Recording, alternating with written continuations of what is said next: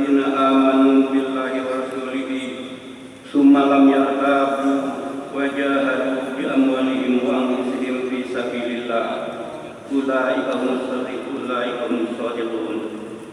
Al-ayat. Ma'asyiral muslimin rahimakumullah, jamaah salat zuhur Masjid Agung Al-Quwa Kota Bandung, yang sama-sama kita mengharapkan ridho dan maghfirah dari Allah Subhanahu wa taala. Mudah-mudahan pertemuan kita kali ini akan membawa berkah dari Allah Subhanahu wa taala dalam mengisi hidup dan kehidupan kita di dunia. Ma'asyiral muslimin rahimakumullah, pada kesempatan ceramah singkat saya hari ini, saya ingin menyampaikan salah satu bahasan, yaitu mengenai syahadatu alla ilaha illallah, kesaksian tentang tidak ada ilah, tidak ada Tuhan kecuali Allah. Di dalam suatu diskusi para sahabat di waktu itu berdiskusi kecil tentang mengartikan lafaz atau kalimat tauhid, yaitu kalimat la ilaha illallah. Dikatakan di dalam ashar itu riwayat para sahabat, ruwiya fil ashari anna miftahal jannati la ilaha illallah. Diriwayatkan dalam ashar, dalam riwayat para sahabat itu, bahwa sesungguhnya miftahal jannati, kunci untuk membuka pintu surga itu lafaz atau kalimat la ilaha illallah. Dalam diskusi itu ada salah seorang sahabat yang menanyakan, lakin hal kullu man qalaha istahaqqa an tuftahal jannah. Akan tetapi apakah setiap orang yang mengatakan membaca la ilaha illallah itu berhak untuk masuk, untuk dapat membuka pintu surga? Pertanyaan ini dilontarkan kepada Tilal Wahab bin Munabah, kepada sahabat yang bernama Wahab bin Munabah. Alaisa la ilaha illallah miftahul jannah? Bukankah lafaz la ilaha illallah itu pembuka pintu surga? Maka Wahab bin Munabah menjawab, qala, beliau berkata, bala, iya, betul bahwa kalimat thayyibah, kalimat tauhid yang la ilaha illallah, tidak ada Tuhan selain Allah, itu akan membuka pintu atau kunci pintu surga. Walakin, nyata tetapi, ma min miftahin, tidak ada dari suatu kunci illa lahu asnun, kecuali pada kunci itu ada beberapa gigi. Jadi kalau kita membawa lafaz la ilaha illallah tidak disertai dengan kuncinya, maka niscaya pintu surga tidak akan terbuka. Kata Wahab bin Munabah, fa in jibta bi miftahin lahu asnanun futiha laka. Apabila engkau datang ke pintu surga dengan membawa kunci yang bergigi, futiha laka, maka pintu surga itu akan dibuka bagi kau. Jadi pertanyaan yang dilontarkan oleh salah seorang sahabat, lakin kalau man qala istahaqqa an tutahal batu am tutahal jannah. Ternyata syarat pertama, kita harus mempunyai kunci yang bergigi, dari kunci gigi, kunci pembuka surga itu. Wa in jita bi miftahi asnanu futiha laka. Kalau datang kau ke surga, pintu surga itu dengan membawa kunci yang bergigi, futiha laka, niscaya pintu surga akan terbuka bagi kau. Tapi wa illa lam yuftah laka. Kalau tidak dengan membawa kunci yang bergigi, lam yuftah, tidak akan terbuka laka bagi kau itu pintu surga. Hadirin rahimakumullah, secara rasio, kalau kita punya kunci rumah atau kunci kontak motor atau mobil, tanpa ada giginya, niscaya itu kunci tidak akan dapat membuka atau tidak bisa dipakai kontaknya. Demikian juga kunci untuk membuka pintu surga, yaitu lafaz la ilaha illallah, tapi harus memakainya. gigi. Wajah Nabi Muhammad SAW ahaditsun katsiratun. Ada beberapa hadis dari Nabi SAW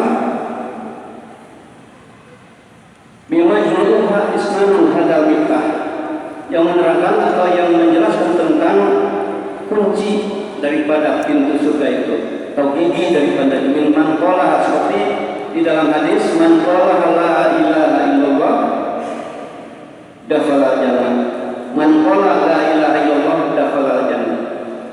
Barang siapa mengatakan la ilaha illallah mustaiqinan atau mukhlishan, dengan ikhlas la ilaha illallah. Kemudian dari beberapa ulama bersepakat dengan dalil-dalil para ulama itu, istanbatul ulama syurutul labuda min tawafiriha.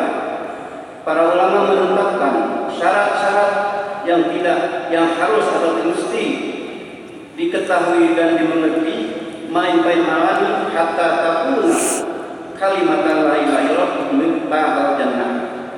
Dari para ulama, dalil-dalil yang menetapkan bahwa kunci untuk membuka surga itu dengan membawa giginya kalimatan la ilaha illallah miftahul jannah, sehingga akan menjadi pembuka untuk surga, wa tanfa'u sahibahu, dan bermanfaat kepada si pemilik kunci itu. Kalimat la ilaha illallah harus membawa kunci atau harus memakai gigi. Apa itu giginya? Para ulama menetapkan ada beberapa di antaranya, yaitu al-ilmu. Harus mengetahui, harus punya ilmu tentang arti daripada la ilaha illallah. Haitsu anna likulli kalimatin makna. Sekiranya dalam setiap kalimat itu ada maknanya. La-nya itu apa? Ilaha itu apa? Illallah itu apa?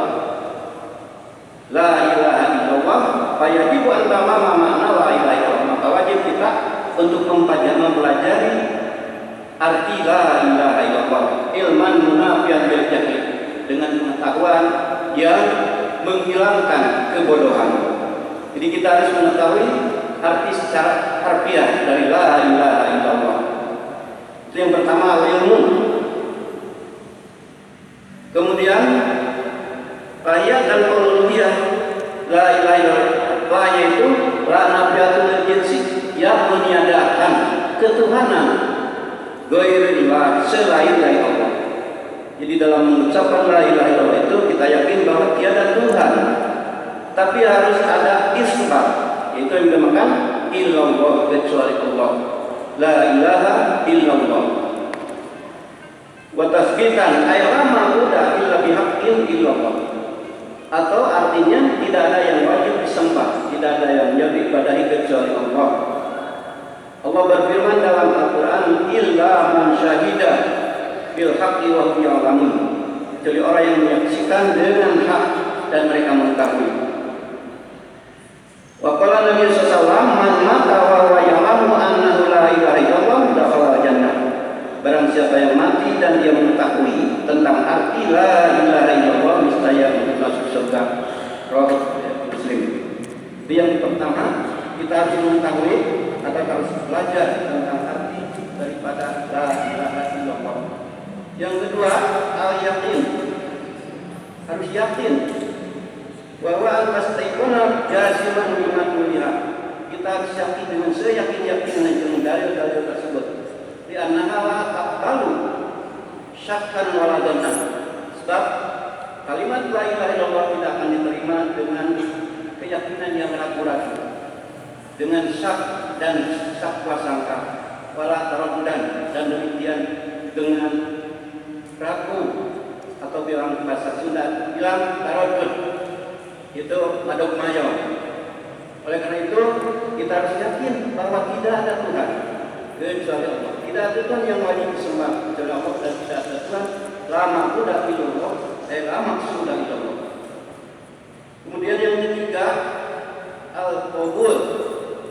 Al-qabul artinya menerima atas segala konsekuensi yang telah kita ucapkan bahwa tiada Tuhan selain Allah, maka segala perintahnya, segala amarnya bagi kita itu kita harus menerimanya. Hukum dan pimpinan daripada Allah penuh iman. Al-qabul. Fa idza alimta wa tastayqana wa tastayqanta fayambagi ayakuna lihada al-ilmi al-yaqin. Setelah tahu dan meyakini, maka kita harus yakin tentang apa arti daripada la ilaha illallah. Terus Allah Subhanahu wa taala berfirman, wa may yusrim wajhahu ilallahi wa huwa muhsinun. Barang siapa yang taslim, berserah diri wajah kepada zat Allah, wa huwa muhsinun, baik atau istamsa pakai Allah, dia telah berpegang teguh kepada zat Allah.